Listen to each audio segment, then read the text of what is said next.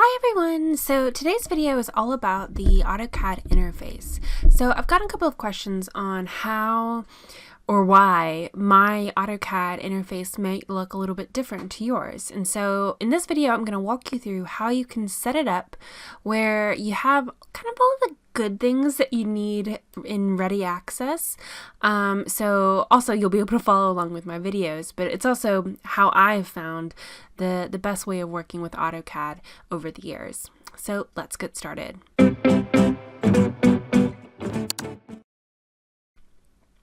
So first of all, when you first kind of open up AutoCAD, it might look something similar to this.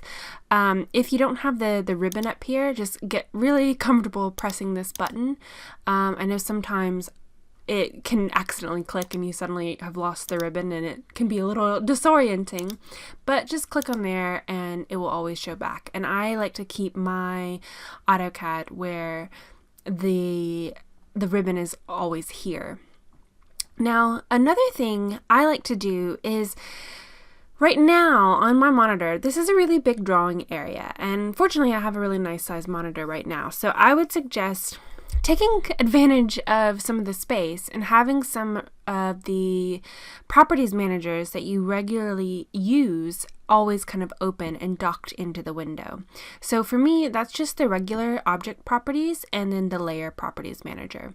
So to open those up, I'm going to just type properties, and it's already docked over here, but if it can also be floating out here, and you can still just kind of dock it over to the side. Let's make it where it's a little bit thinner. And then layer properties. So layer, enter. And here we have this one, and I like to dock them where they're kind of stacked on top of each other. Now this again is how I prefer to work, because I can still do all of my drawing here, but this time, if I have a couple of lines, I can easily start to identify kind of all of their information, change layers, and also looking at various layer information, seeing which ones are frozen, which ones are locked, things like that.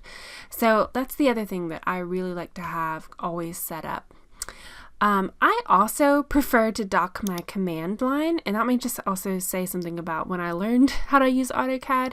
But I find when it's floating, it's really easy to kind of get rid of it. And when you get rid of it, sometimes it just can be a pain to bring it back, because there is the shortcut, but it's not necessarily the same or as easy to remember as some of the other ones. So I like to dock it, which basically means grab this little thing here and click, and there it's docked. This also means I can kind of scroll and look at other things that have been done in the command. So if you've measured something or looked at the area of something, being able to go back and scroll into the history just to copy and paste those kind of data or those dimensions can be really helpful. So the other thing I do to set up my drawing space is I control the crosshair size. So right now, by default, it's just kind of this little crosshairs. So you can kind of do all of your selections with just this small, small crosshairs. I like to make mine where they actually can continue and expand the full length of the drawing area.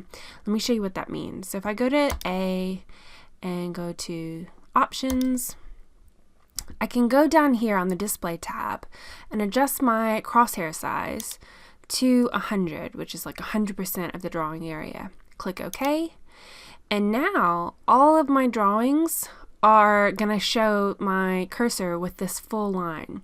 It can take a little bit of getting used to, but I find it's really helpful, especially when you're trying to just kind of see if things have been done correctly, or check that things are aligned, or orthogonal lines, so on the 90s and 0 degrees, because when they stretch all the way across, you don't even necessarily always have to measure it. Of course, if you're doing something really precise, you will need to measure it, but I know for a fact that these, they're aligned, and I could do something similar going up, and these just by hovering my mouse here, I can see the lines going straight up, and I know that, yeah, at a glance these might look aligned, but they're not really aligned. And so it's just kind of a nice visual kind of clue for yourself where you can kind of do some double checks by having all of your crosshairs extend the full drawing width.